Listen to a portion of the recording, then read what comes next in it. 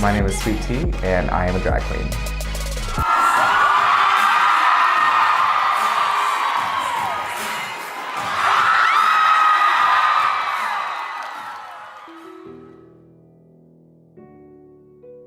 I would say I've not necessarily always been confident in myself.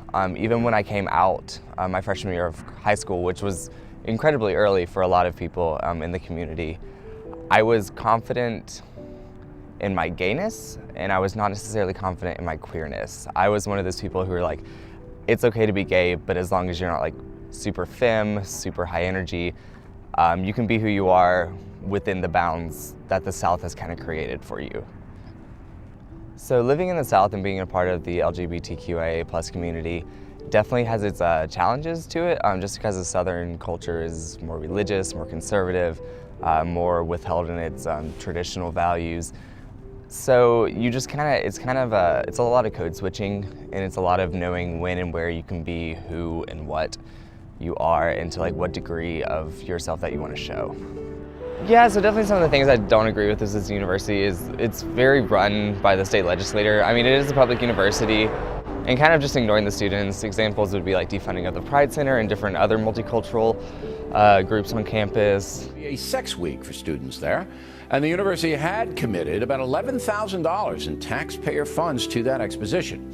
When some lawmakers in Nashville heard about that, they threatened to cut off all funding for the University of Tennessee, Knoxville. In 2016, the future of the Pride Center has been uncertain. The center has relied on private funding after lawmakers approved a diversion of nearly $450,000 from the Office of Diversity and Inclusion. So it gives it's kind of like a double life, kind of like Hannah Montana kind of thing, where like you get to show people the fun and the joy that comes from being queer and doing drag, but you don't have to out yourself as a drag queen per se. Do I tell people if I'm a drag queen? It depends on the person, and it depends on the situation. Usually I do kind of keep it hidden, just because it is such a taboo kind of thing that people are kind of uncomfortable with. I mean, even in the gay community, if you tell someone you're a drag queen, they may not be attracted to you anymore because it's like this super high femme energy. But like going on dates, just like meeting up with people that I've just met for the first time, usually don't bring it up. I was just overloading myself so much with just like so many right brain that is work and school. And so I just needed to have something that could let me be a little bit more creative, that could let me, kind of explore parts of myself that I didn't know. And so drag definitely did that. My name is Craig Collins. I am a junior at the University of Tennessee, majoring in hotel, restaurant, and tourism management. And I am a server and also a drag queen.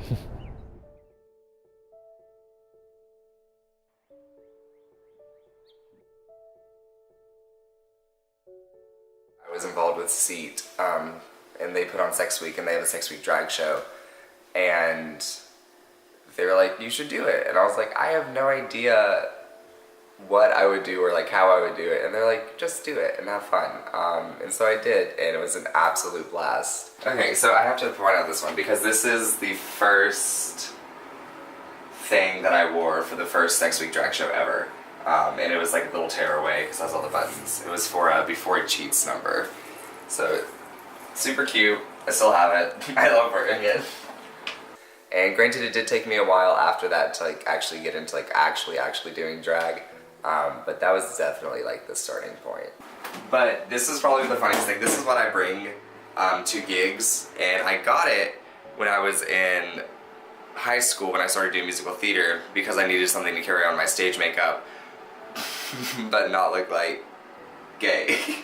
So I bought a tackle box, and then it keeps all my makeup in it. So I've kind of emptied it out because I always try to empty it out and then put back in what I need for the specific night, but I think that's funny that I still have it. I think drag is so important in any city, but especially in a smaller city like Knoxville in the South, just because it has such a rich history behind it, and it's not just about those who are doing it now, but those who have done it in the past and what that means for the community. So the Sex Week drag show is such a fun event. It's probably one of my favorite things that SEAT puts on during Sex Week.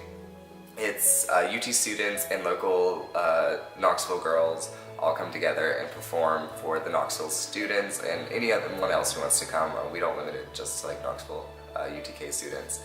And it really just like provides a night of like exposure and like performance and like empowerment and enjoyability for everyone. So I think it's a really special night.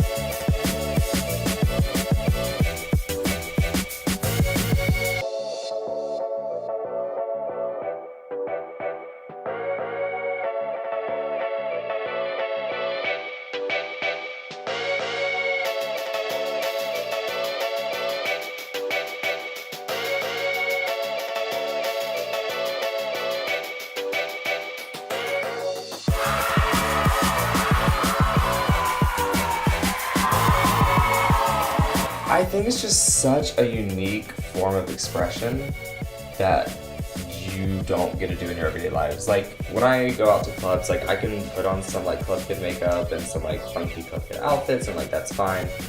But I mean, I can't do like this or like full woman face with wig and like costumes.